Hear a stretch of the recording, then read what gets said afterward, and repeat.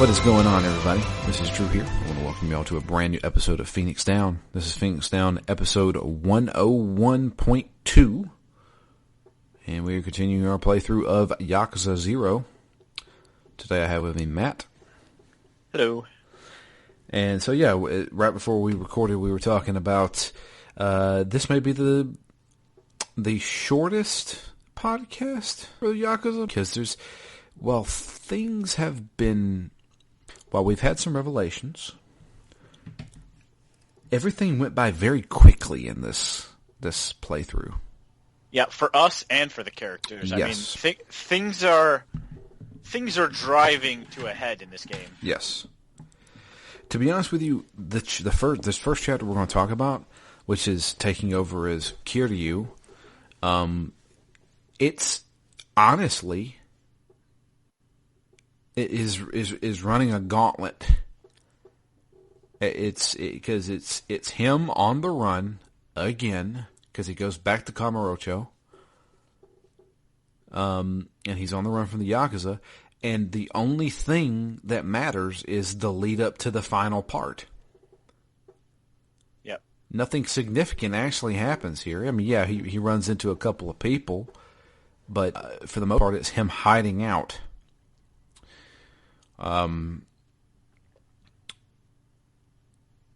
Yeah. In fact, both of his chapters that we do here is him basically hiding. There is a big revelation, but it happens in the last chapter for Kiryu. Yep. The first. Yeah. Go ahead. I was just gonna say, like, this is his life now, right? I mean, he's on the run. He knows there's nowhere to hide, so I expected things would speed up a bit, I guess. But I didn't think that... I didn't think the gameplay would speed up this much as well. Right? I feel like there's just less to do, the chapters are going by more quickly, and, you know, Kiryu needs to find a way out. He's, like, spiraling down here, like, he's on the verge of death every 5 minutes. Yeah, I feel like these chapters are the chapters that say, okay, wrap up all the sub-stories that you want to do. Yeah, we're preparing for the end game. I think so. Because... Which is funny, because some games will do starting the end game at like 90%. I feel like we're only 2/3 of the way into this game, though. I mean... Really, less, I guess. Well, right? Yeah. I mean, the chapters... All right, so to give some perspective here... I've put 21 hours into this game from the last time from my last time I saved the game. I've got 21 hours into it. The last 4 chapters that we did were maybe 4 hours tops. Yeah. And I'm just like, because really, I mean, it's like this chapter is on the run from the Yakuza, going through different places, beating up guys. There's a lot of combat in these sections here. Yep. And it all leads up to another showdown with Guess who? Kuze. Yeah. He is adamant about killing Kiryu, but this time he's kind of surrounded by a bunch of guys. He's surrounded by the lieutenants. So all 3 of the major lieutenants are there. And they're kind of all working together to be like, all right, listen, we need to take this guy down now. Of course, that doesn't happen. We beat him up. I did find this boss fight with him a little difficult. I died once here. Because not only are you fighting Kuze, you're also fighting a bunch of his goons. And that can be annoying. Yeah, there's a lot of fights in this game like this. Yeah. I definitely take the approach of, goons first. Get them all cleared out. I mean, yeah, that's typically what I try to do. But then the problem is you leave yourself open to the boss, and the boss can get you in a wonderful string of stun locks. Yeah, I mean, there's a lot of times in this game where I find, like, they can get me in stun locks, but I can almost get myself because I'm like mid combo and I can't exit my combo. Yeah. And then I'm just getting hit from the side and the back, and I'm like, I already said dodge like 30 times. What are you primarily using now, style-wise? Beast mode for these group fights.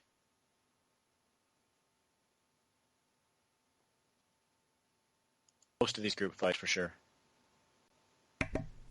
Yeah, I've stuck to Rush. I did some training with the Rush guy. That training is annoying. Yeah, I haven't done any of the trainings yet, but I did realize that I also, in addition to not having done the trainings, I also hadn't been buying any abilities, so I had all this money saved up. Oh, man. And I went through and bought like everything. And it was pretty satisfying watching his health bar grow continuously. Yes. That's one of the big ones. You gotta do that. Which is, it's a little bit strange how they have like the life bar points that you buy are spread out amongst all three styles. So they're not really style specific at all. It's just your life. Yeah, that's just your life. Which I'm glad I never said, "Oh, I'm definitely not going to use that style," and then never even went into it to buy points because I would have, there's things that are helpful even if you choose never to ever use that style. Yeah, see, that's the thing. I never ever use the regular style, the brawler style. Yep. Like, ever. And honestly, I never use Beast either. I don't care about grabbing stuff. All I care about is dodging and hitting people as fast as I can. Oh, man, but picking up some of those things, I mean, you can hit like 8 people at once. I'm sure you can. The whole group at once. That's so nice. But, yeah. Especially because there's fights that we go through in this section later on in this section where it's, 6, 8, 10 people at a time. Yeah. Go ahead. I was saying, I think we did have some of the biggest fights of the game so far, people-wise, in this section. Oh, gosh, yeah. Is there anything... Is there anything I need to talk about in the first chapter here? Because I don't think there is. Not really. I mean, for me, the whole like narrative part is you're on the run, you're desperately on the run, and then you get saved at the end. Yeah. But that save is cool. Yeah. So after beating Kuze, he gets the upper hand, and he's going to kill Kiryu. Is it with a pipe? Is it? He definitely had a pipe in the sewer. Yeah, he had a pipe in the sewer. I can't remember. Anyway, he's going to kill him. Yeah. And out of nowhere... Baseball bat. It may have been a baseball bat. I can't remember. Out of nowhere, a sports car comes barreling down the street. Quickly and erratically. Yes. And it hits Kusei. Runs him over. Or, well, he goes over the top of it. Because he's not dead. Because nobody dies in this game, it seems like. Especially not him. No. And it's actually, Tachibana. Tachibana's like, get in. Come on, we need to go now. And we drive off as some of them are shooting at us. I can't remember who it was. But Tachibana... Awano certainly was. I think it might have just been him. I can't remember. Yeah. But, Tachibana, we eventually escape, pull into a parking deck, and Tachibana's like, all right, he's obviously something... At first I thought he got shot. But he is about to collapse because apparently he has kidney disease. Yeah, needs dialysis every day or every other day? I think it's every day or every other day. I can't remember. Yeah. But yeah, he is overexerted himself and passes out. But not before Oda shows up and loads everybody into the van. And this is the end of that chapter. So it's like, it leads up to that, essentially. Now, the next chapter, and we have the same thing in the last chapter of Kiryu, as well as the last chapter of Majima. And we'll talk about it in a second, but it's basically, you're running a gauntlet. You're fighting a whole bunch of guys. You go to another room, fight a whole bunch of guys. Go to another room, fight a whole bunch of guys. But anyway, say all that to say this. We take Tachibana to a underground kind of like resting hospital area that is in the, I guess, Chinatown district. Yep. And there, as Tachibana is healing, he is laying there in bed and resting. I guess, I'm assuming he's getting dialysis. Yeah, I think so. He's there with his shirt off. And this is one of the big reveals.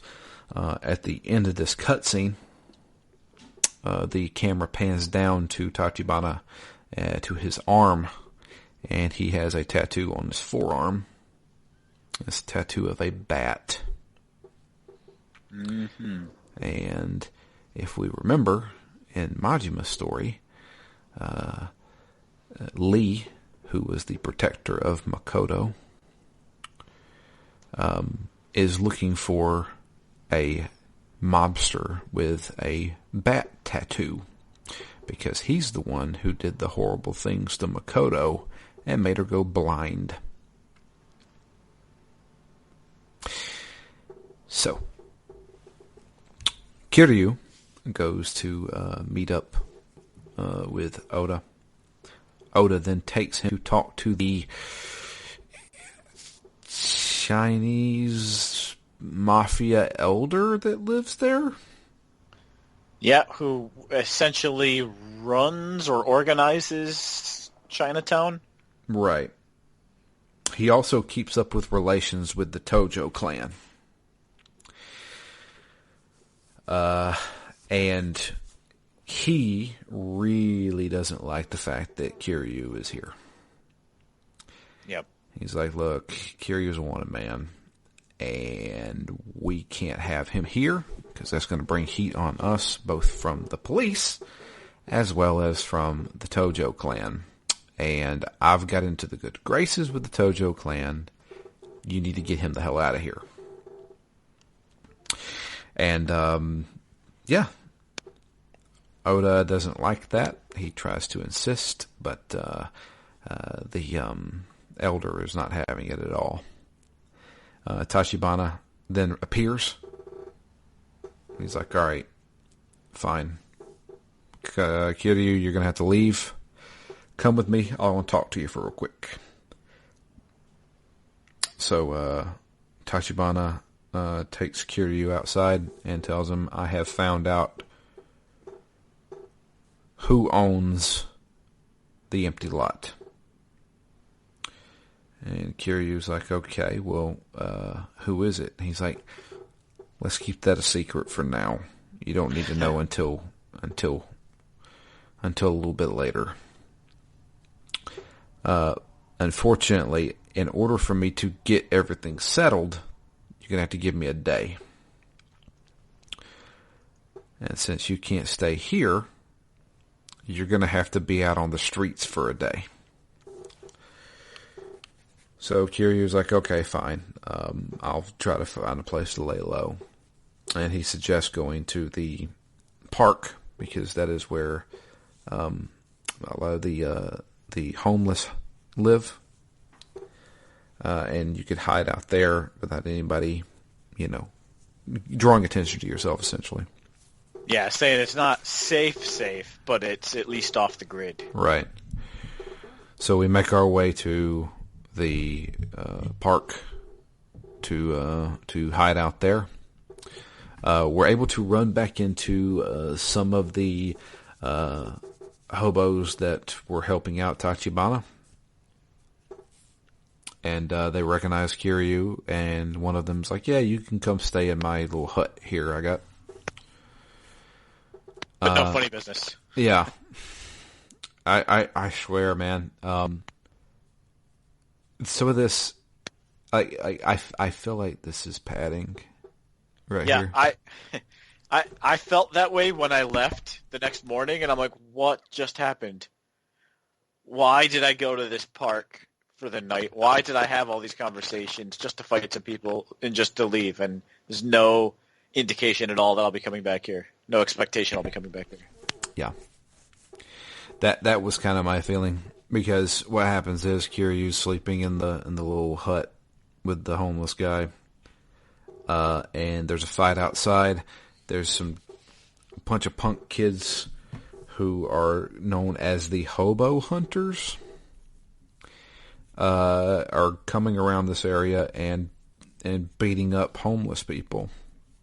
So Kiryu's like, "Oh, you're not going to do that," and beats the crap out of them effortlessly. It wasn't a difficult fight. We then go back to sleep, wake up the next morning, and say, maybe we should go check on Tachibana. What? Couldn't any of this been a cutscene? Yeah, exactly. The only thing I can think is that it was meant to show his character. Yeah, Kiryu is a kind person. Yep. Even when he's just sleeping in a slum, he's still going to defend them when he has no real need to. He's going to stick up for the little guy, the downtrodden. There's plenty of other examples that happens. Yeah, I wasn't questioning his character yet at this point. Yeah. I mean, I feel like I know he would do that now. But, yeah. So that's when we go check on Tachibana. Go back to Chinatown. And Tachibana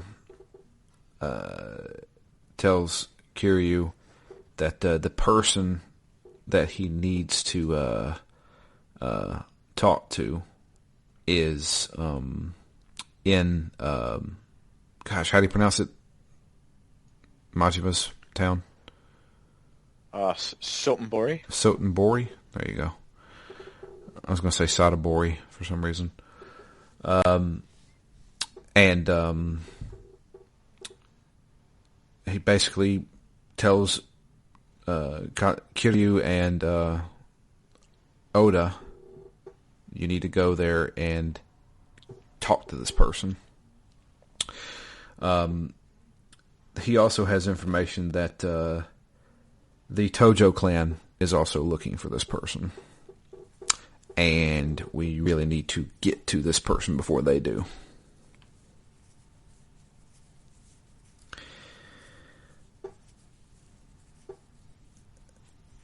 But before we do that, we have to be able to get out of Kamurocho.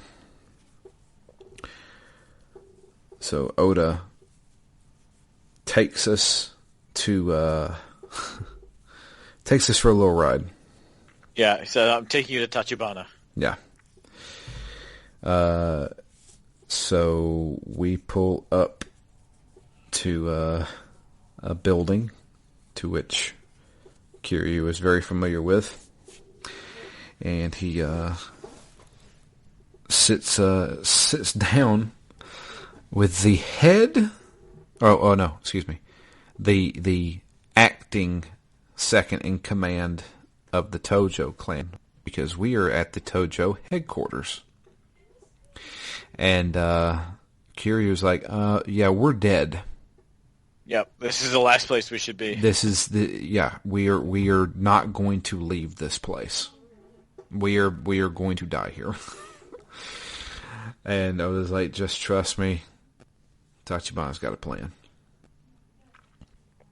So, we go in. We meet with Tachibana. Tachibana's like, all right, let's go talk to your boss. And we meet with the acting second in command currently. Can't remember his name to save my life, but that's okay. And they say that he does a business transaction, essentially. Yeah, he's playing a dangerous game here, right? Definitely, like, insinuating that something has to be done to keep the Tajima clan in line because they're a little bit too ambitious. Yeah. There's multiple lieutenants who are trying to go for this empty lot. And that's the last thing you want to happen. And he's like, oh, really? The empty lot is what we're really wanting because it will basically give us a stranglehold on the whole area. He's like, yeah, but if you let the Dojima family get this, they'll become too powerful. And when you have a subordinate family becoming as powerful as the Tojo clan, they may try to take you over. So, we need to stop this from happening. How do you propose that? I need Kiryu. I need his help. You guys have a hit out for him. I want you to cancel the hit. And he's like, well, why should we do that? That's Dojima family crap. That's small stuff. We're not worried about that. They can do whatever they want. And then he tells Oda to bring this big case. Opens up the case. 1 billion yen. I will pay you 1 billion yen to pull the hit off of Kiryu. He better be worth it. Yep, he basically offers to, like, put themselves into servitude to the Tojo clan as well. Like, here's the 1 billion yen, but also a third of all of our profits going forward. Yeah. Like, you know, we'll help provide balance to the Dojima family from getting too powerful. So it's basically, if you let us get the empty lot, we will use the profits from everything and give back to you guys. So, he says, all right. He informs the Dojima family. Kiryu is off limits. There is no more hit out on him.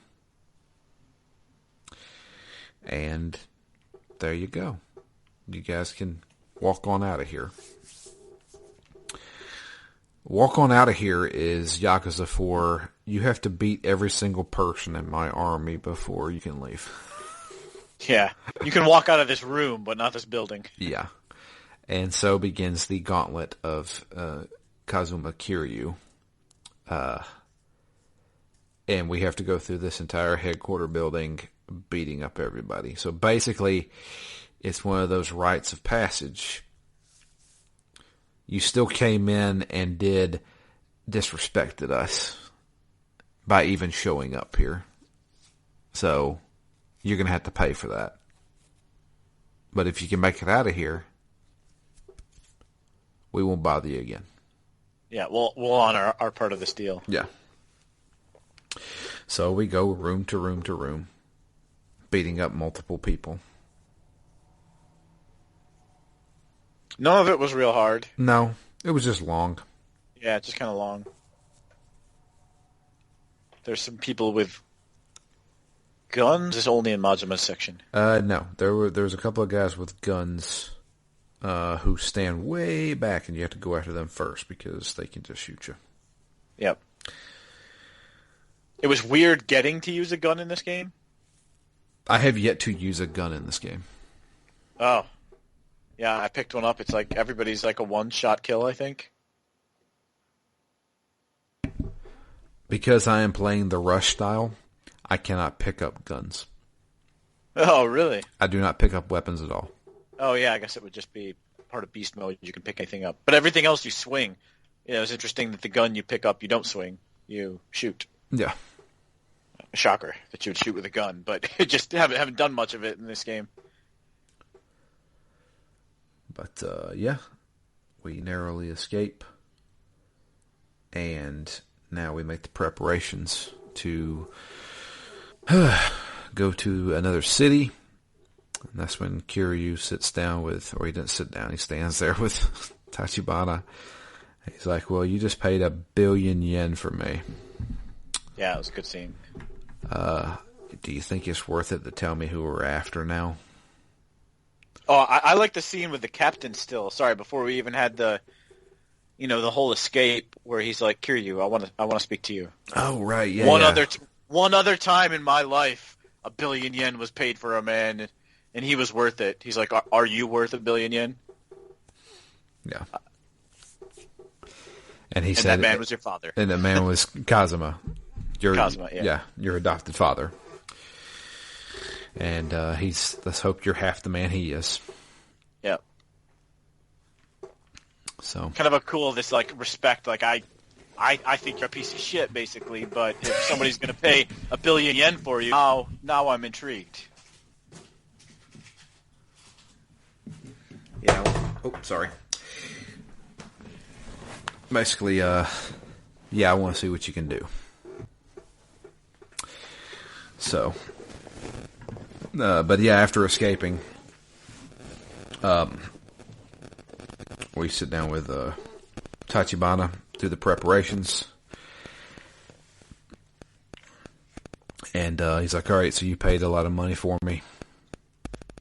Am I worth you telling me who it is we're going after? And he's like, all right, fine. You need to know who your target is. And he tells him, it is none other than Makoto. And Makoto Makimura. Makimura. I was looking up the last name because I couldn't remember. You need to find this person. She owns the empty lot. We don't know how she got the empty lot yet. But we really need to sit down and have a discussion with her. And you might want to be quick about it because the Yakuza are also after her. And they know where she is. Also, take Oda with you. So, Kiryu and Oda take off. And that is the end of chapter... Gosh. 10? Yeah, 10. Yep. And then after that, we pick back up with Majima. To which I feel like his chapters here were a bit better than Kiryu's. Yeah, Kiryu's mostly felt like padding to me. He's on the run, and it's just him continuing to be on the run.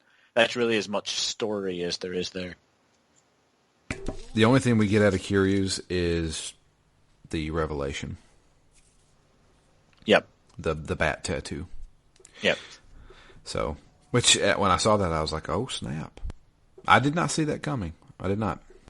Yeah, I didn't think it would be him, certainly. Honestly, I thought it was going to be just some random Yakuza that we run into who's a boss. Yeah. But yeah, picking back up where, let's see. I gotta at least look up this guy's name. Yakuza 0 characters. Do you mean Nishitani? Is it Nishitani?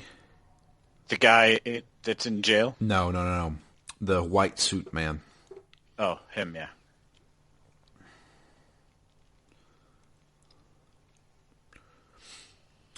Let's see here.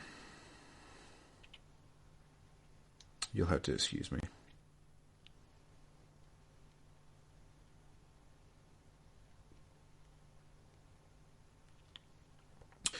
white suit guy. This is not helping me. Yeah, well. Sarah. Sarah, that's right. Masaru Sarah. There you go. Thank you. Holy crap. Sorry about that, Dead Air. Yeah. Which we find out who he is a little bit later on. But, so yeah. If we remember correctly, Lee went to go get the van. He turned on the van. Kaboom. Car bomb. Blew both Makoto and Majima back. They were kind of incapacitated for a second there. Sagawa shows up, sees that Makoto's alive, notices that, hey, Majima lied to me. He said he killed her. So he pulls out a gun, getting ready to shoot both of them, when all of a sudden he gets shot twice. Shot in the back, which I'm assuming be through the chest, and then shot in the hand. Yep, his shooting hand. Yeah.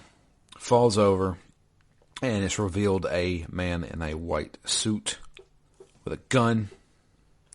He walks up to Makoto, kind of caresses her chin a little bit, and then hits Majima in the face with his gun.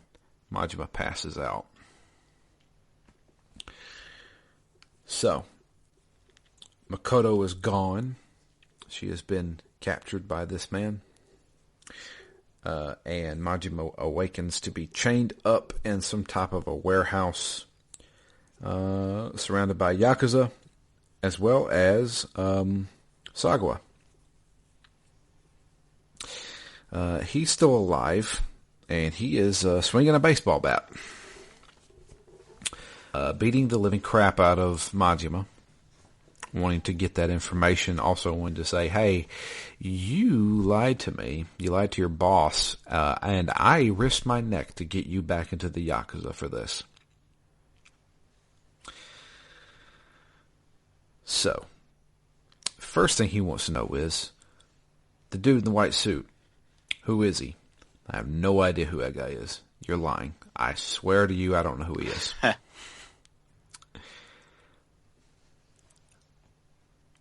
I would assume that you knew. Nope. Well, Machima's like, well, I do know somebody who I could probably talk to who would know. It was somebody who was also after Makoto, Nishitana. Yeah, I thought this was a little bit weak as far as logic goes. I do too. They must be in this together because they both want the same thing. They both want Makoto and they don't want her dead, therefore they must want the same thing, therefore they're working together. I'm like, that's a leap. I thought so too. And also, I don't see why Sagawa is not just killing Majima right now.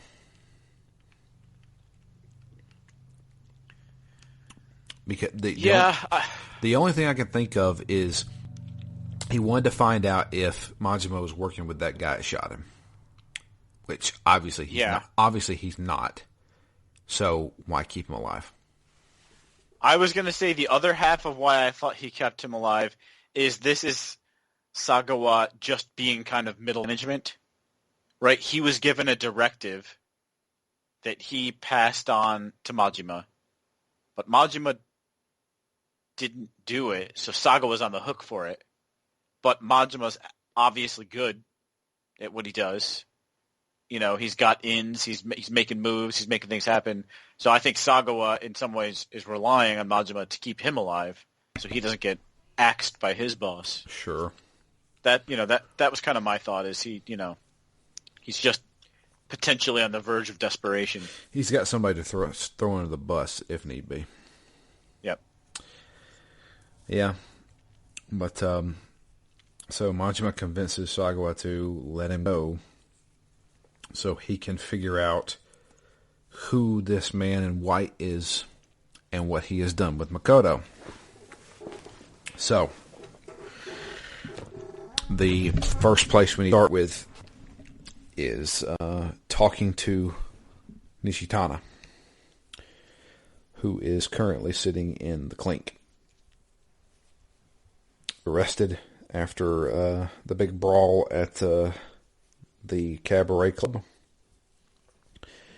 So, we have to figure out how to get an audience with him. The best way to do that would be to get arrested. But, well, we don't really want to do that. Now, this feels like a padded detour that they tried to give some substance to,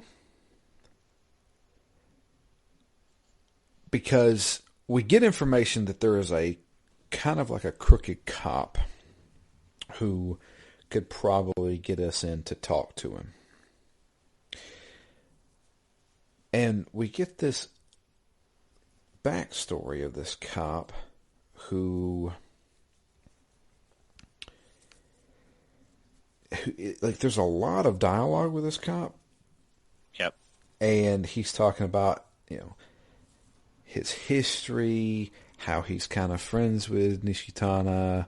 We don't really know why, but then it's actually revealed that a long time ago when Nishitana was a teenager, he was put in prison because he killed a man because the guy murdered and raped a young girl. And then it's basically hinted at that the cop was the father of the girl. And so he decided to protect Nishitana as much as he could. Yep. And I'm just like, this is a lot of backstory for a side character. And then on top of that, he runs an underground fighting ring that's literally underwater. Yeah, I was like, this is feeling a little James Bondish to me at the moment. This was feeling very Japanese to me, if you ask me. Yeah. I was just like, all right, I guess, because he's like, yeah, I'll get you an audience with Nishitana, but first, let's get on this boat. And I'm like, what? Okay. And then the boat stops, and it's actually a waterproof cage that then goes down underground under the water, and it releases, and you're in what looks to be a complete, like, Mercedes-Benz Stadium level of underground fighting ring, where people who are convicted of murders, he then brings them into this place and has them fight to the death. And if they can win fights for an entire year, they're set free. And so far, nobody has done that. And I'm just like, what? Yeah, I rolled my eyes a little bit at this. I'm like, how many games are there like this where you've got some fighting ring and, you just have to win to get your freedom? I'm like, all right. Yeah.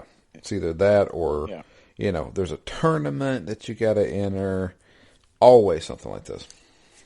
Yep. So, anyway, we have to win 3 fights. And after winning those 3 fights, he then takes us to Nishitana. Yeah, and they were pretty easy, so the whole thing felt even a little bit more like padding. It's just, nothing here was a challenge. So, after doing all that, it's ridiculous, but after doing all that, we have him take us to the jail. We're pretending to be a prisoner that is being locked up. He throws us in jail with Nishitana and some of his goons. And, man, he really likes to fight. he also really liked that fight with Majima.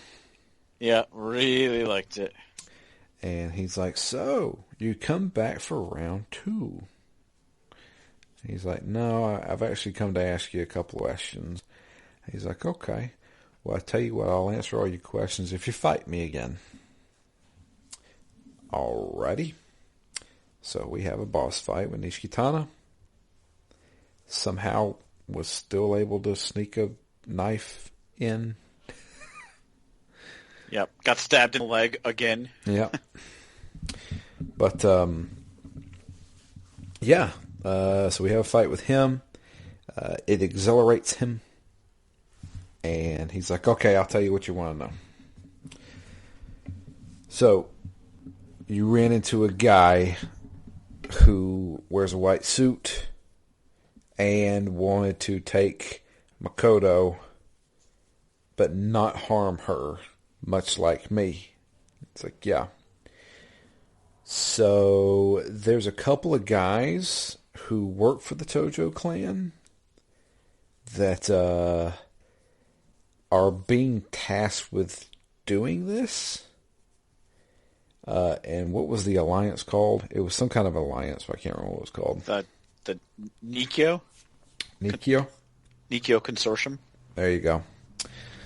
And that sounds like the leader of the Nikyo, which is Sarah. And he's on the payroll too. We all have the same end goal, and we're going at different ways of doing it. And Nishitana's like, so he's got, I know where his location is. I know where he keeps his headquarters. Let's get out of jail and we'll go get her. Of course, at that point, we just let ourselves out, even though we yell for the jailer. The jailer's nowhere to be seen. But when we walk out around the corner, here comes that police detective that helped us get into prison. And he's stumbling and falls over dead. Somebody shot his ass.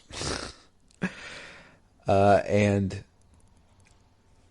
out comes the jailer, who has a gun pointed at us. He is not very confident in what he's doing. He's like, the detective, he helped me out a lot over the years, but my daughter's got college coming up, and there's somebody paying me a lot more than him. And that's when Nishitana's like, all right, Majima, get the hell out of here right now. It's like, what? At that time, bam, shoots Nishitana. And he had been tasked to shoot both of them, right? Yes, he did. And Nishitani basically sacrifices himself? Yeah, he basically shields Majima from any of the bullets, and he gets filled full of holes. Yeah, there's a lot of people who don't die. I think Nishitani's not going to make it. I'm pretty sure he's dead. Yeah. Because he gets shot about 6 times. Majima then runs off. And why did he do it? Who knows? He must have really liked that fight. I guess so.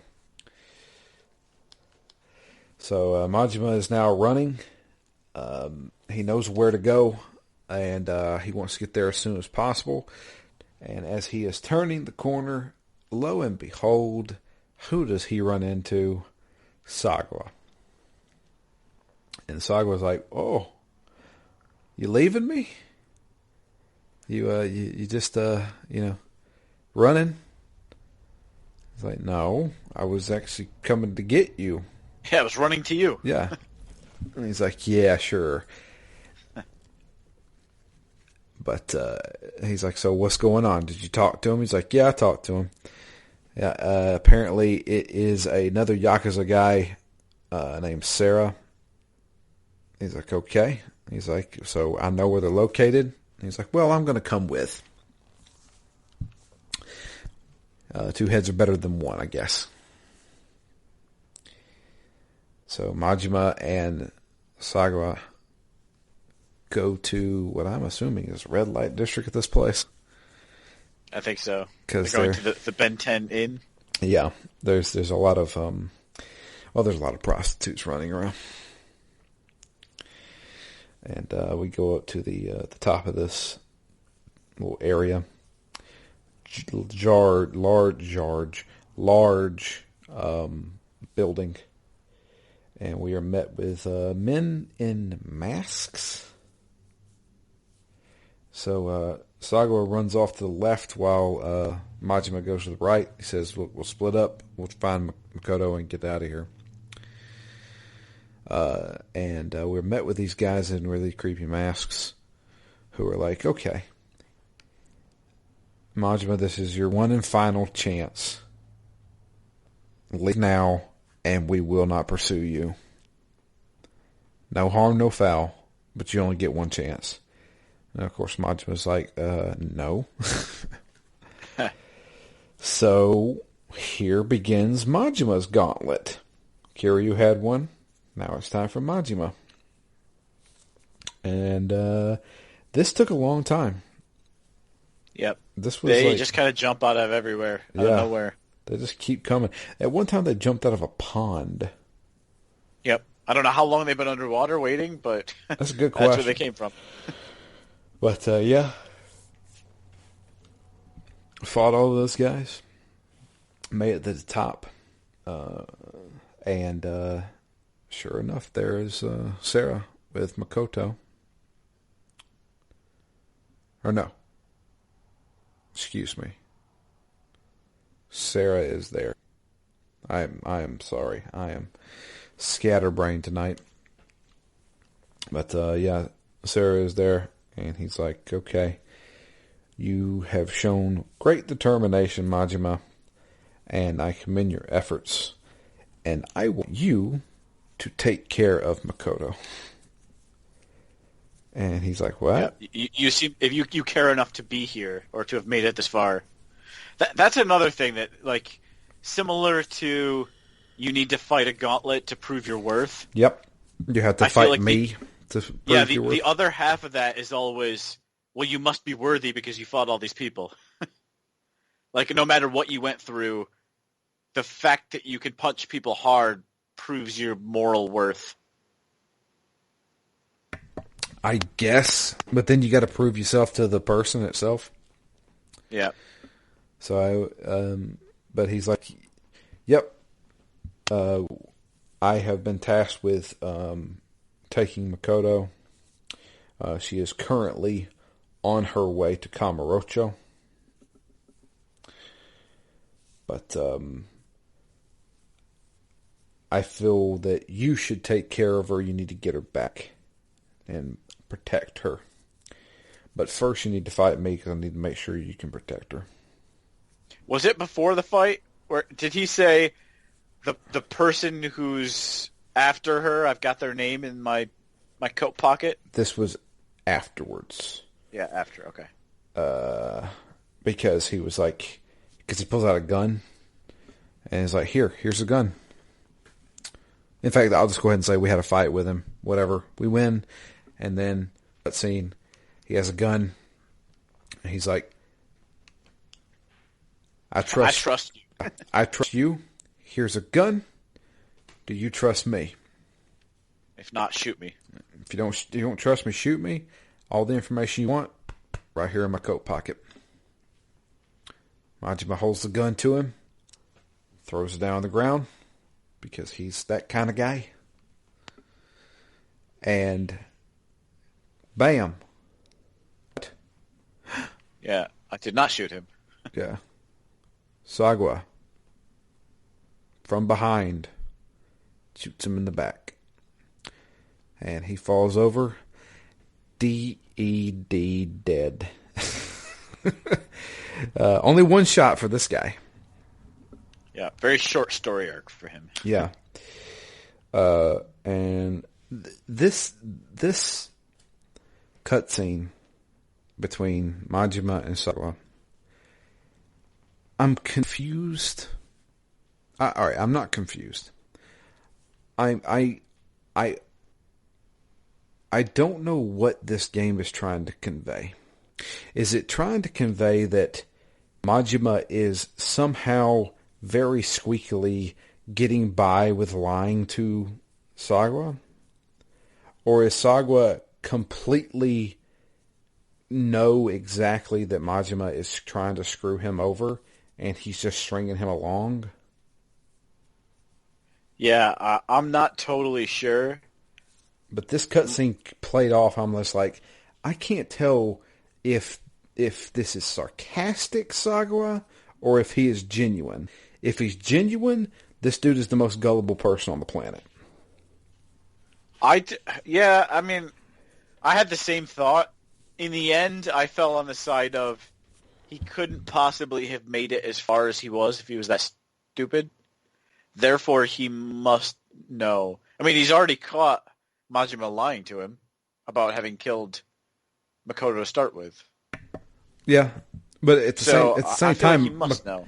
Yeah, I would assume that, but at the same time, like Majima also tried to play it off as like somebody killed her before I did, kind of thing, you know?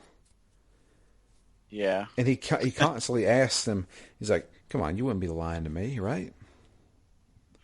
But is he doing it in like a playful manner of like, I've already caught you. Yeah, I've already caught you. Come on, you wouldn't lie to me, in a sarcastic way, or is he like, "You wouldn't lie to me, right?"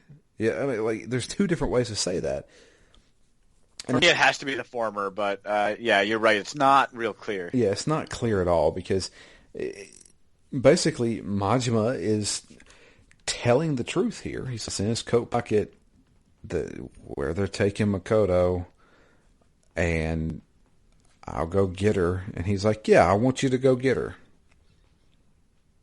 And pulls out a business card, Tachibana Real Estate, Kazuma Kiryu. And there you go. Storylines have converged. Yep. And so yeah, so I'm assuming they handed her off to Kiryu, and they're on their way back to Kamurocho. We don't actually see that, but I'm assuming. Yeah, that I'm assuming as well. But it's also revealed here via Sarah before he bites it that Makoto inherited the empty lot. Yeah, didn't they say like she might not even be aware she owns it? Yeah, she might not even be aware that it's like her aunt or something like that. It was like a distant relative has left that to her, and she probably doesn't even know that person's dead. So it was like, yeah, she may not even be aware of her owning this land that everybody wants, which makes Majima even think, he's like, well, then I'm not going to punish somebody for that. Yep. So, and that's basically where it is.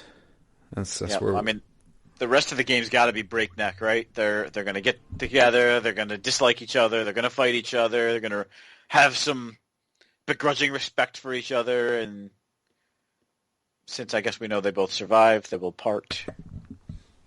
I can imagine enemies that have respect for each other. Yeah, I can imagine them talking, and they're like, "I was kicked out of the Dojima family," and he's like, "Oh, I was kicked out of the Tojo clan too. Let's be friends."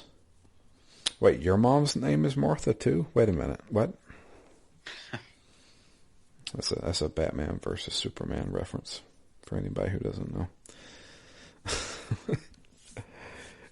Anyway, but yeah, not much to talk about here. A lot of fighting, a few cutscenes. The two gauntlets took up a good percentage of what we did. Yeah, I mean, it was mainly just like I did a whole lot of sub quests here or sub stories here. Yeah, I did too. I actually went back and did another night at the Sunrise as well. Oh, yeah, okay. Yeah, I spent a fair amount of time just kind of going back and forth. Popped a trophy or two just for the heck of it, and did a bunch of sub stories, probably 5 or 6 or 7. Yeah, I started writing into the radio station as Kiryu. Oh.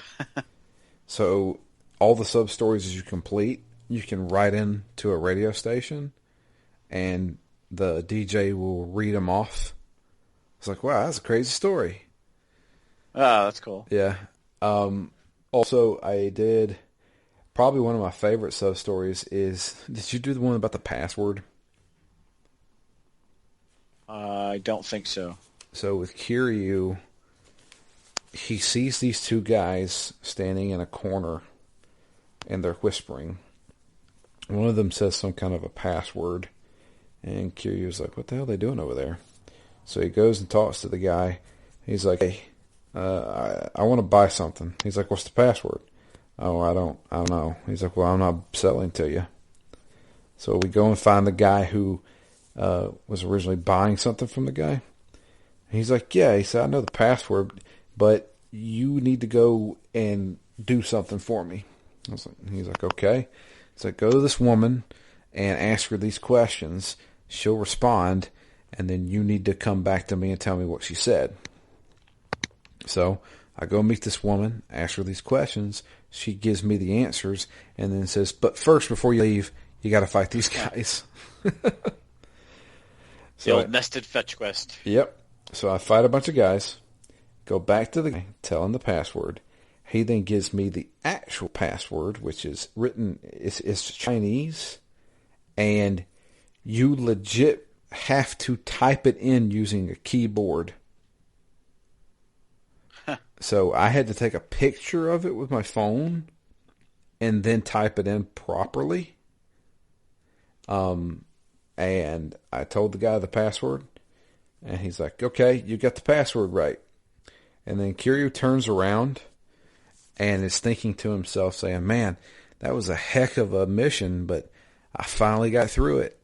And I feel really proud of myself. I think I'm gonna feel better today. And as he's walking away, the guy's like, hey, you want to buy something or not? And Kiryu's like, nah, I'm good. And just walks away.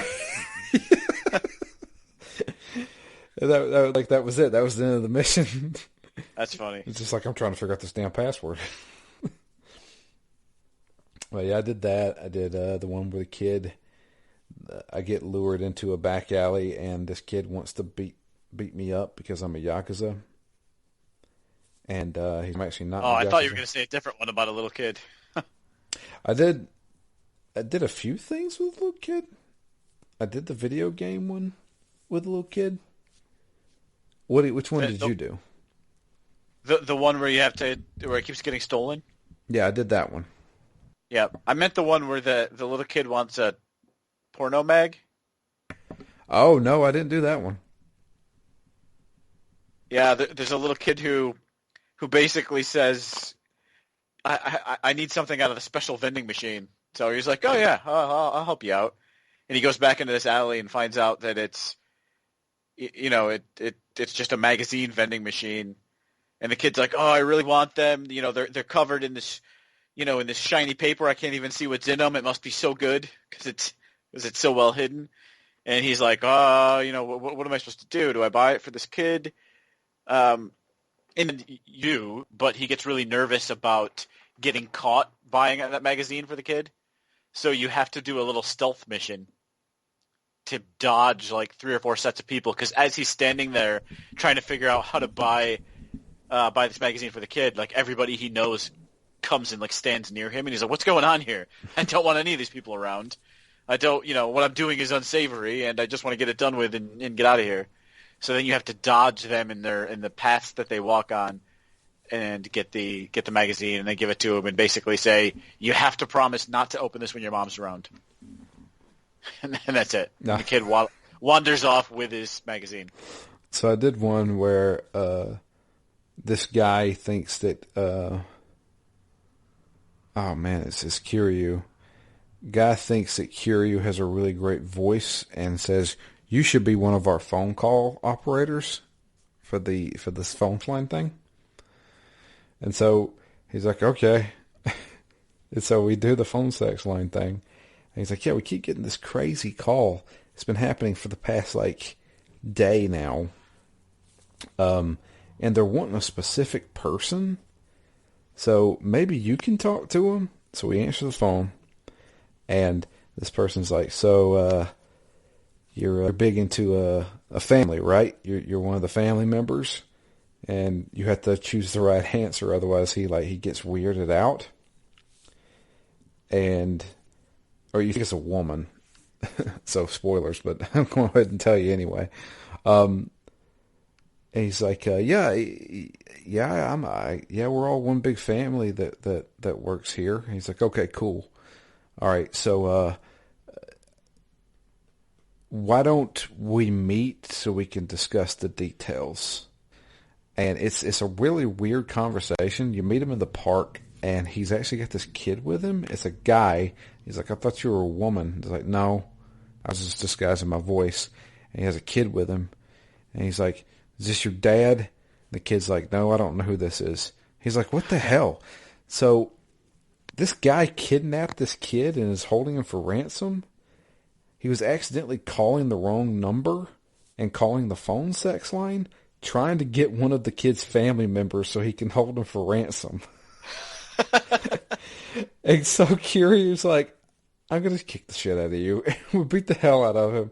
He runs away, gets caught by the cops, and then the kid's like, "Thanks," and then goes home. That's like, one wild day. What?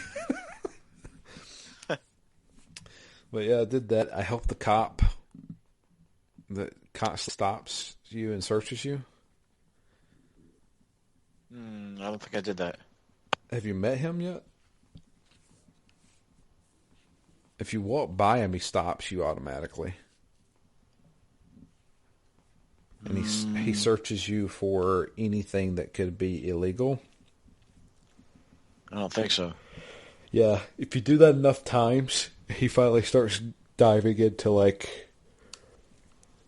his backstory, and basically talks about how his partner got killed, and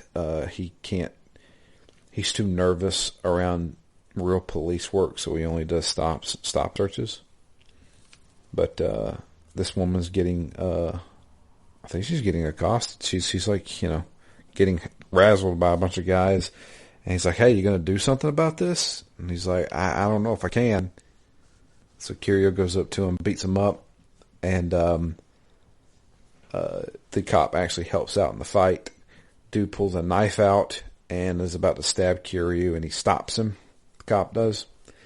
And the cop's like, "Man, that felt great. And I helped that woman. I think I'm going to start doing real police work again." And that's the end of the story. Did that one. I can't think of any others. I know I did some more. I did a couple that I didn't finish. Like, they had a lot of parts to it. Okay. So I had one where I just went to save, and there was a guy with like a phone from the future. Did you do this one? And it's just he's got like a bag with the phone in it. And he's talking about how amazing it is, and you don't need to stand in the booth. You can call from anywhere, call while you're doing anything. He's got a car phone? Yeah, he's got a car phone in a bag, and he's like, "Oh, don't even use the phone booth. Just use this." So Kiryu's like, all right, I'll give that a try. It sounds cool. And then some people like try to beat him up, so you have to fight them off. And then you use it, and he's like, "Oh, well, actually," he's like, "All right, now I'm ready to use the phone." And the guy's like, "Well, actually, it looks like that fight took too long. The battery died. Batteries don't last very long on this thing." So then you have to go to one of the convenience stores, buy a battery, and come back.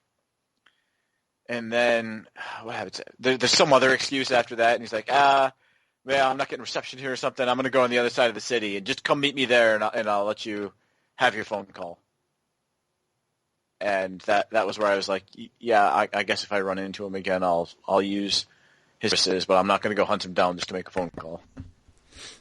I can't remember which one it is, but there's one where Kiryu, I think, is still working at a phone sex line. I can't remember.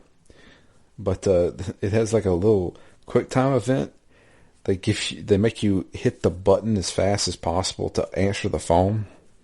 And when he does like a hardcore anime pose with like the phone cord.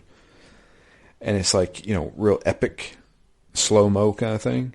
And then he puts the phone receiver to his face and he just goes, hello. It's like ridiculous stuff like that. Yeah, I did go to get the trophy where it's watch a sexy video. Oh no, I haven't seen that one. So there's a little video club that you can go to, and apparently it looks like there's dozens of spaces for videos that you could watch, and it seems like it has to do with who you've met in the city, because I think it tells you also like once you meet people you'll be able to watch their video here. Gotcha. And yeah, so went in, watched the video, got the trophy, came back out, and then you meet the guy in just his tighty whities. Oh yeah, that guy again. The dancing guy. Mm-hmm. And actually it sets up a friendship bar with him. It's like the more you talk to him, the more you can befriend him. I'm like, I'm not sure I want to, but yeah, I guess I'll get credit for every conversation we have going forward. There you go. No, I haven't done that one. I did do one where oh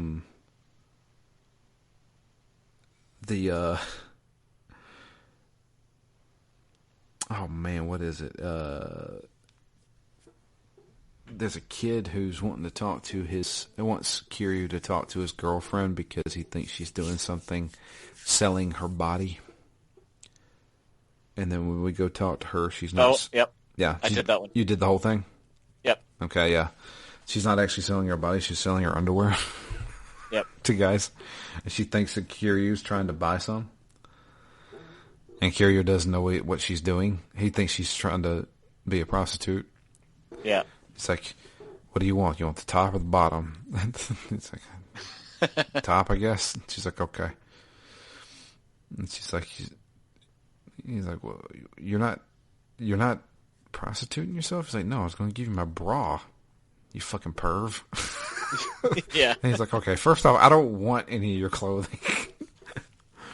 And then apparently there's like another high school girl who's running like this. I can't remember what it's called. They name it, but it's basically a pay selling ring. Yep. She eventually, so the girl that's running the ring, she eventually comes and joins my real estate as a operations manager. Did she really? Yeah. So she's outside of my real estate place, and she's like, "Hey, since I'm out of business now, you think I could join yours?" And you're like, "Aren't you in high school?" She's like, "Yeah, but I still make money." He's like, "Okay, well, you can be one of my business managers." And then the cop joined my security team. Oh, very nice. Yeah, so you get some help.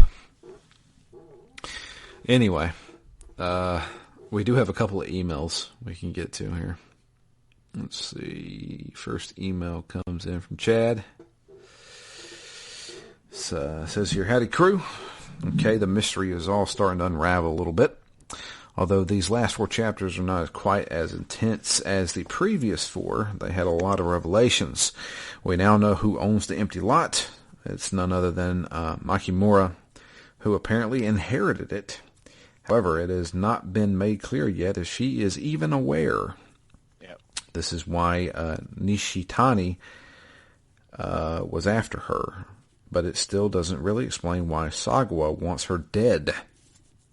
All we know is that Shimano told Sagawa to have Majima kill her. We also know that Tachibana is the Batman. But wait a minute. Isn't he the one that kept Makimura in captivity, tortured her, and made her go blind? Did he know all along that she inherited the empty lot? We also learned that Tachibana and Oda were ex-Chinese mafia like Mr. Lee. What exactly is Tachibana's relationship with Makimura? We also learn more about who that mysterious stranger is from the end of Chapter 8.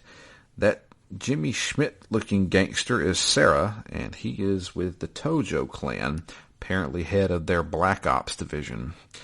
Sarah is operating under orders from someone in the Tojo clan. Sagwa from the Omni Alliance is taking orders from his oath brother Shimano from the Tojo clan. Nishitani from the Omni was trying to find her before he died under the orders of someone, and Tachibana is trying to get her on behalf of Kazuma. Makimura is one hell of a chess piece in all this mess, and she is apparently on her way to Tachibana. The question is, what will Batman do with her? There was also the third lieutenant, the guy with the glasses. What was his name? Shibusawa. Shibusawa, it's revealed that Shibusawa has been in contact with one of these guys about getting Makoto. But I can't remember which one it was. Yeah, that's right. Is it Sagwa?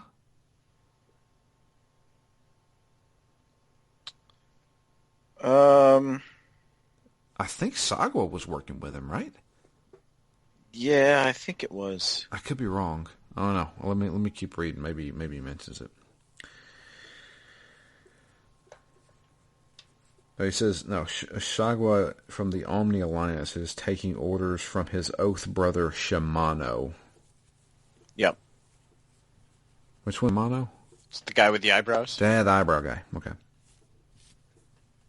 Maybe Nishitani from Omni was trying to find her before he died under the orders of someone. Someone maybe being... I don't know. We'll see.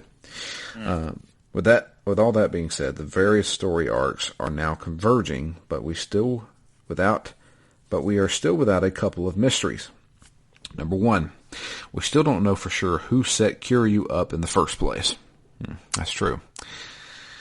Number two, we still don't know what Kazuma's role is in all of this while he sits in jail. Yeah, what's his master plan? Exactly. Third, seemingly quiet Lieutenant Shiwibasa now seems to be throwing his hat in the ring. Kuze was brute force, Awano was persuasion, but what does this guy have up his sleeve? Till next time, Chad.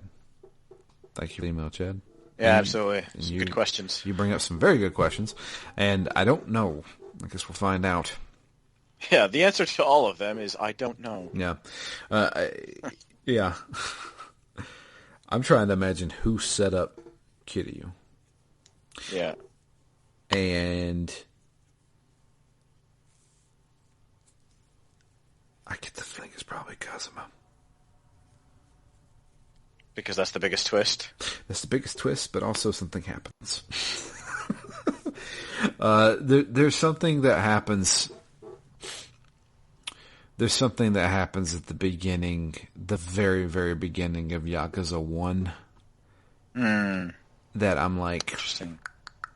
What led to that? I'm pretty sure I know, but I want to see how this plays out. Our next email comes in from Bronson. It's been a while since Bronson wrote in. It says, Yakuza 0 and more. So, what's up, guys?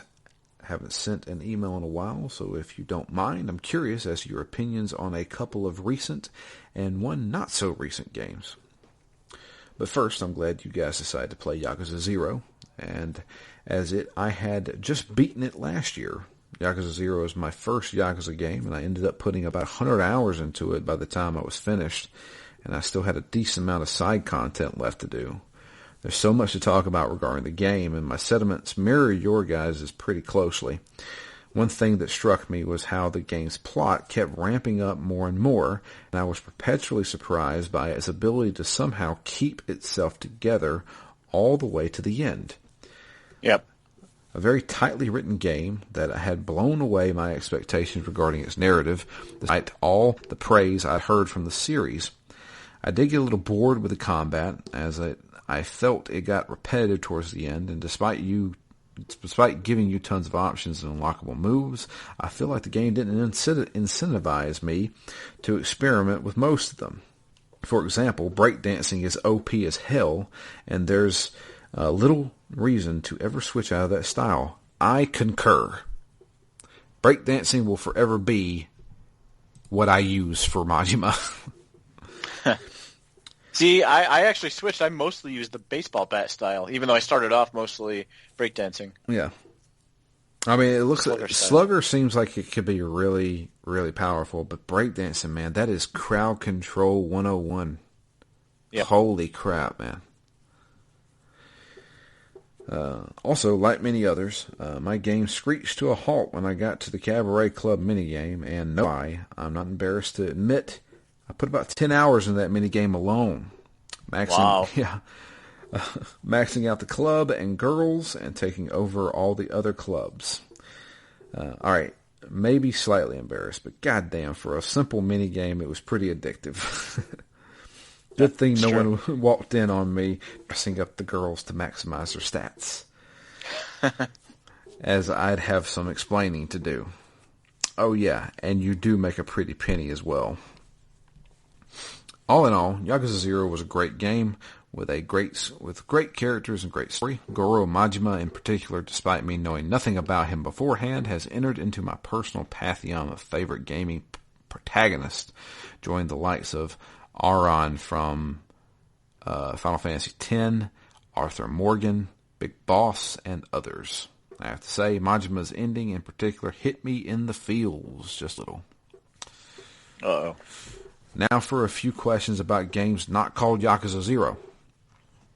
Number 1, did you guys play Death Stranding? And if you did, what did you think of it? I just finished playing through it, and I was actually surprised at how enjoyable the game was, despite me not having the highest expectations for it.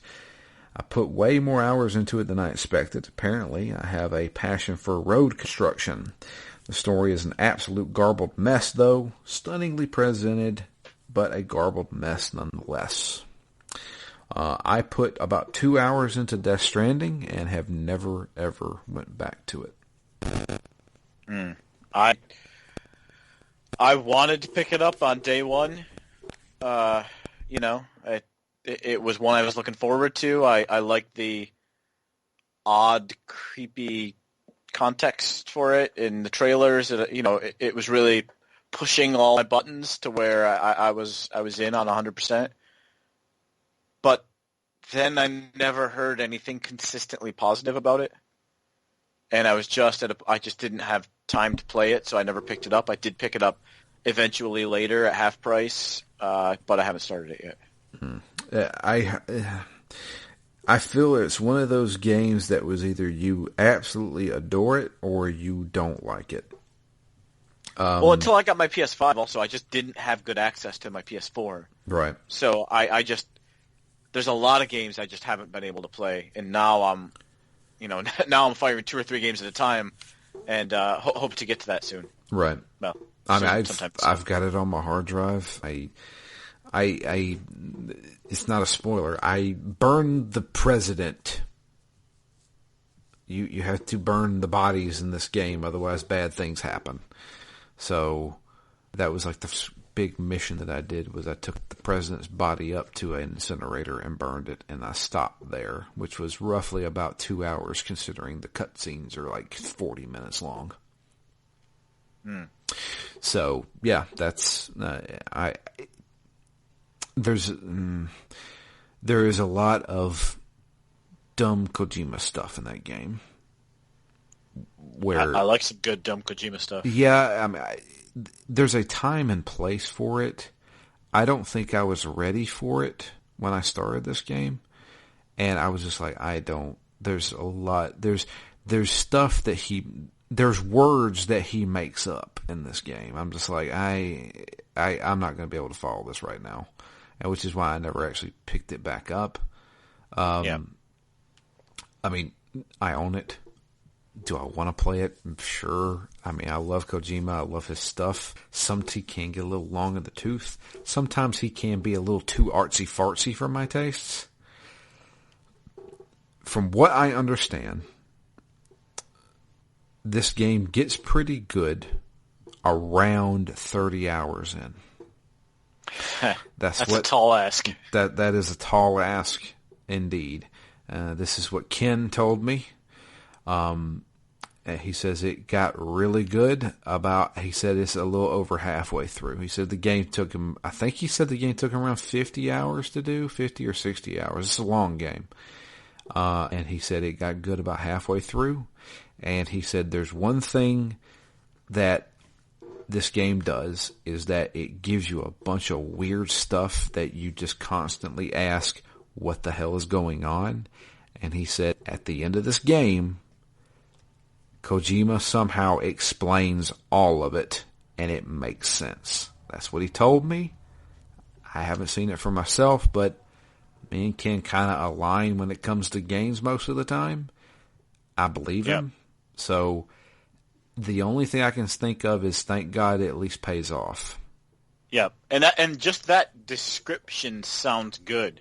Right? Like I like the kind of game where I don't know what's going on and then all of a sudden, you figure out what it is and it makes sense and it's, revealing and surprising and, all that. That all sounds great. Yeah. Okay.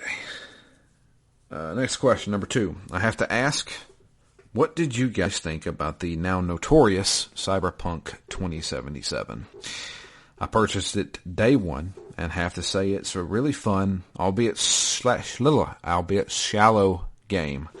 There are moments where everything just clicks and you can almost glean what the game could have been, but ultimately it has way too many problems, and that's without even getting into the bugs. I do think for people that avoided the game due to its well-deserved negative press, if it's ever patched into an acceptable state, they'll find themselves pleasantly surprised if they decide to give it a try. Beneath the mess of bugs, shallow design, and outright lies on the part of the game developers, I thought it was a solid game. I do have a pretty high-end PC, though, so I can't speak for the console experience. I purchased Cyberpunk 2077 digitally, day one, on my Xbox Series X. I played to the part where the game essentially opens up. It's about 3 hours in. It's after you put something in your head, and that's where I stopped. Because I was experiencing some weird bugs. I was also... I didn't mind my time with that game. I was like, okay, I want to play more of this. But there were just a few things that I was just like, I've ran into at least 3 or 4 bugs right now that I don't like. B, seeing the negativity online didn't necessarily affect me as one may think. But the biggest thing that I saw was that you play basically a criminal. If you break the law in Cyberpunk 2077, the police will spawn directly behind you. I saw videos of somebody standing on the roof of a building. No one around. He does something to break the law, and police spawn on the roof behind. I don't want to play a game like that, where you play a criminal who is going to constantly break the law, and their answer to that is, we spawn cops on top of you. Yeah, that seems strange. Yeah. Is that a bug or is that intentional? That is written into the game code. And I'm just like, yeah. The other thing that's really keeping me from going back to that game Once again, I have it on my hard drive. Been sitting there since day one. I'm waiting for the Series X version of that game. Because while I'm playing, the version that I am playing, which is the Xbox One version, runs fine on the Series X.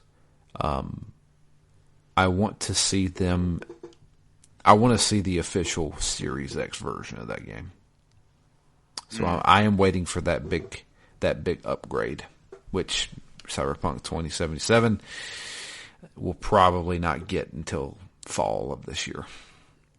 Yep. Which is very sad. Yeah, I'm in a sim boat. I'm playing the PS4 version on the PS5. I don't feel like I had all that many bugs, or at least not ones that were really off-putting to me. I didn't start playing it until I want to say maybe the 1.04 patch. If that was one of the big ones on the PS4. I was playing it on the Pro to start, and it worked mostly. And I was enjoying my time with it. My biggest problem ended up being I just kind of got stuck in a room where I couldn't fight my way out of the Gauntlet, and I just kept dying. I've probably played that series of 4 rooms 25 times in a row and died every time. Still can't get out of that room. How far were you in? 2 to 2.5 hours. Ooh. I picked up that little robot dog thing, and I was just escaping from the gang members. Yeah, the gang hideout. Yeah. You don't have to. You can run through that. You don't have to fight everybody. Yeah, on a good 10 of my 25 tries, I've tried running through numerous sections, and I get half gunned while doing that, and end up in a couple of rooms where I have also run out of ammo, and I have to fight multiple additional people. So, I don't know. I'm just not very good at that game. Yeah, I still can't figure out what the hacking in that game is. Yeah, I'm really good at getting hacked and getting set on fire for no reason whatsoever. So that happens to me all the time. I they tried to explain it, and I've went back and watched videos. I have also went back and read a FAQ on this whole, what is it called? It's not called quick hack. It's something else. They name it something, but I can't remember what it is. And I'm like, I even did the tutorial, and I'm like, I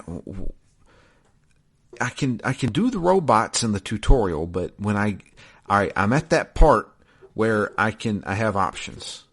I got to get this woman who's in the bathtub. Everybody knows that part they did in the demo that they showed years ago. And I'm like, okay, I'm hiding. Me and Jackie's hiding. And there's a guy right there with his back to me. I want to hack him. For the life of me, I couldn't figure it out. I'm like, I'm hitting every button. I don't know what I'm doing wrong.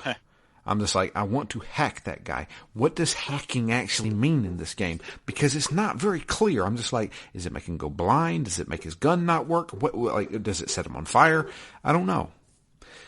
And twice while playing in my 3 hours that I played, I ran into an issue where I would pull the trigger on my Xbox controller, and my character would not pull their trigger in the game. So I'm aiming at a guy, I'm pulling the trigger, and I am not shooting. Perhaps he's grown a conscience. Well, no. Well, so there's my question. Is that a bug? Is there a gameplay feature? Was I hacked? Was I hacked to where you can't use guns for a certain period of time? I don't know. Because the game doesn't tell you. I don't know how hacking works, which means I don't know if this is a bug, because there's a lot of bugs in this game, or if this is a feature. The ultimate Bethesda question. Is this a bug or a feature? Yes. Yep. So, I don't know. Cyberpunk 2077 is a very polarizing game, in my opinion. I liked where it was going. I liked the world that it was in. I don't like how kind of ham-fisted the beginning of that game, where you choose these 3 paths, but ultimately none of that matters. Because the only thing that it matters is that you now have a different dialogue option. Everybody goes through the exact same montage cutscene, no matter what you choose. Yeah. Where you and Jackie are becoming, street thugs. And I'm just like, and I could tell as soon as it happened. I was like, I think everybody sees that cutscene, and if that's the case, that's kind of shallow. So, anyway, the jury's still out on that one for me. Yeah, I'll definitely get back to it. Yeah, that's one game I am going to go back to as soon as they release that Series X version. Like, I want to play through that game because I want to see more of it. It's a cool world, to say the least. But the next question, or next thing, last but not least, this is a bit random, but have you guys ever played Prey 2016? This is a game I avoided for years because, for some reason, I assumed I wouldn't like it. Played through it last year and was absolutely blown away. This is one of the best games I've played over the past couple of decades, and if you're a fan of BioShock, the first one in particular, this definitely worth a playthrough. It's basically BioShock in outer space, but I've got to say, as much as I love the first BioShock, I honestly think Prey is better. I know, controversial. It even has a couple of crazy plot twists that might rival BioShock's, which I doubt anyone will expect. If you guys weren't planning on playing it for Phoenix Down, give it a strong recommendation. It's not that long either. It can be beaten in less than 20 hours. I feel like fans of shock games owe themselves to give Prey a try. Not to mention, you can get the game for dirt cheap. Matt, have you played Prey 2016? I haven't. I've heard really good things. I have picked it up. I have it on PC. Yep. And I would love to play it at some point. Okay. I actually reviewed this game. Played a lot of it. All right. Fair enough. I did not beat this game. I had to get my review out. I wanted to get it done in a timely manner. And I work 40 to 50 hours a week. So I did not have time to actually beat the game. That is a fantastic game. I think it is BioShock in space. Especially the very beginning parts of that game. The very beginning parts of that game felt almost like a survival horror game. But then they start giving you kind of the tools to help fight off some of this stuff. And the mere fact that an enemy could be disguised as anything is amazing. Yeah, I thought Prey was absolutely fantastic. I really enjoyed it. Also, one of my biggest shame games is that I have not finished BioShock. Yeah, you still haven't finished. I still have not been spoiled. Yeah. So, calling that a win, though. I don't know how. I really don't know how you have not been spoiled on BioShock. Yeah. I mentally shut down every time I hear somebody talking about BioShock. One of my good friends ran a website that is named after the spoiler of BioShock.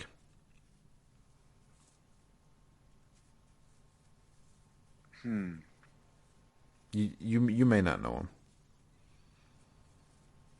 him. Or he did run the website. I don't know if it's still active anymore.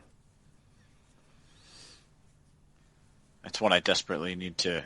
That's another one I just kind of got stuck in. I don't think I was as stuck as I am currently in Cyberpunk. But yeah, it did... Just kind of got stuck, and I think that was more just I got distracted more than anything. Yeah. And last question. Finally, what games are you looking forward to the most this year? Sorry if you guys have discussed the games I've brought up in other episodes. There are a few I haven't listened to due to not wanting to be spoiled for games I have yet to play. Keep up the awesome podcast, guys, and enjoy Yakuza 0. It's only going to get crazier. Thank you for that email, Bronson. Yeah, absolutely. As far as games that are coming out this year, honestly, I don't need if you ask me to name games that are coming out this year, I don't know. The only game I can probably name is MLB The Show, because it's coming to Xbox for the first time ever. Yeah, sadly for me, the game I want to be most excited about is Resident Evil Village. Right. Resident Evil's coming out. Except I still haven't finished 7.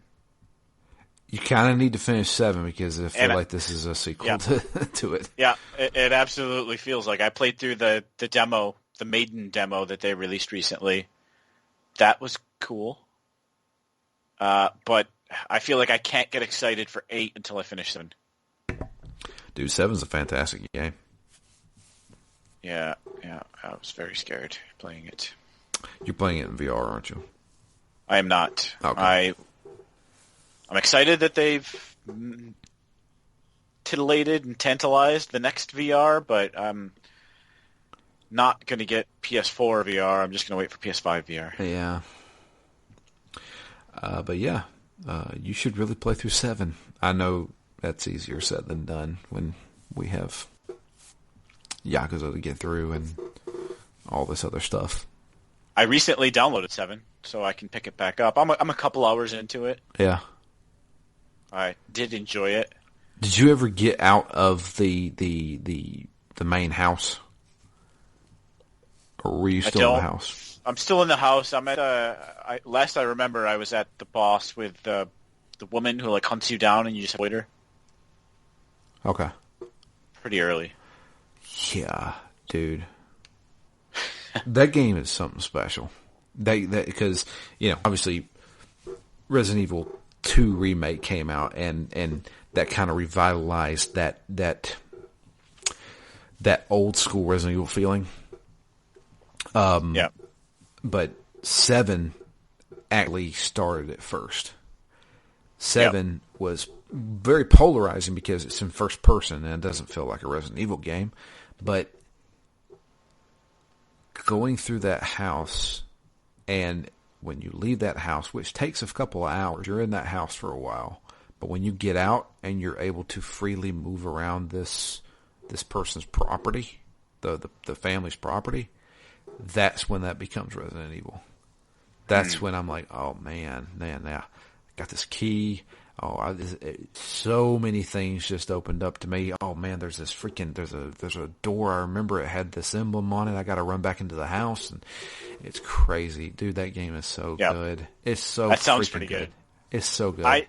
It took me a while to get back to and finish the remake of 3, and when I finally did that, I was like, all right, now I'm ready. I've cleared off my plate. I finished 2. I finished 3. I can go back to 7 and move the series forward.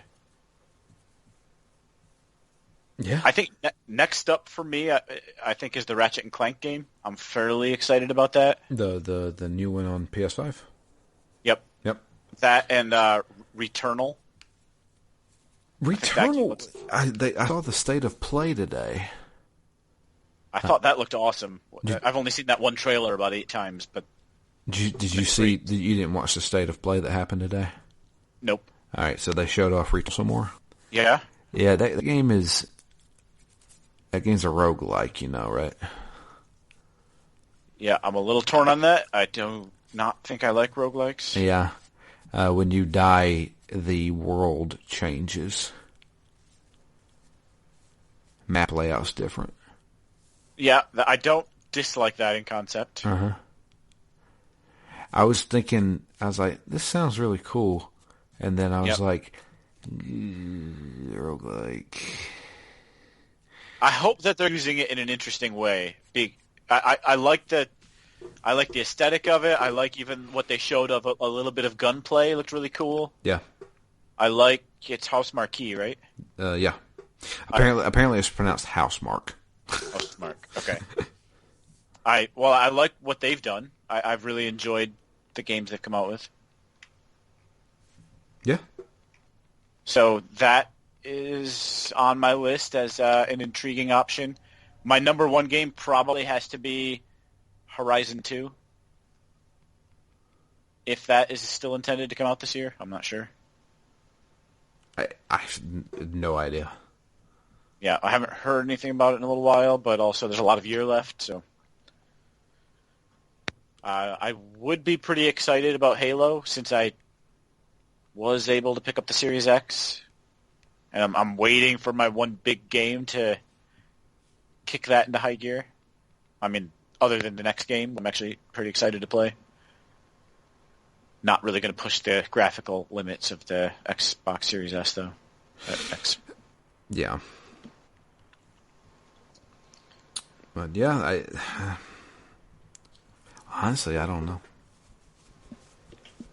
I just feel like the game that didn't come, that's not coming out, that's already out. But I really want to play Like a Dragon.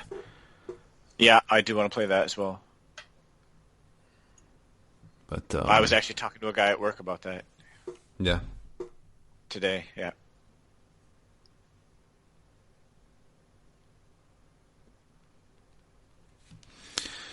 But yeah, that's it. I appreciate both the emails though. So you guys brought up some good questions and some good suggestions. But we're gonna try to beat this game for next episode. I think we can do it. I think so. Yeah. I'm also getting my second vaccine shot on Tuesday, taking Wednesday off. Just go ahead and prep for it. Yeah. I'm already taking it off. I was out of commission after the first shot. I fully expect to be out after the second one, but if there's any amount of time where I am functional, I'll be playing Yakuza 0. There you go. One other game. What about Back 4 Blood? Any interest in that? Back 4 Blood. Is that the Left 4 Dead game? Yep. It's like a sequel, remake. I think those styles of games have fell by the wayside to me. I enjoyed Left 4 Dead 2 a lot.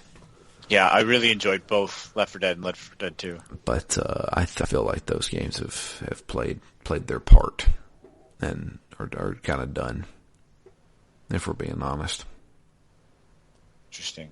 Yeah, I mean, I'm eternally looking for that really good multiplayer vibe, and Left 4 Dead 2 is one of the best multiplayer experiences I've had. So I'm just hoping to recapture that and see what's new. I kind of already have my multiplayer game, and I don't think it's ever going to change. And for those of you who don't know, it's Overwatch. So, but yeah, I think that's it for us. I'm getting rather sleepy. Unfortunately, it's closing in on 10 o'clock, and I have to be up at 4 to go to work, which is always a fun thing. But yeah, if you would like to send an email, it is drew@ztgd.com. Please make sure everybody out there who has sent in emails, please send an email for next episode, because we are finishing Yakuza 0.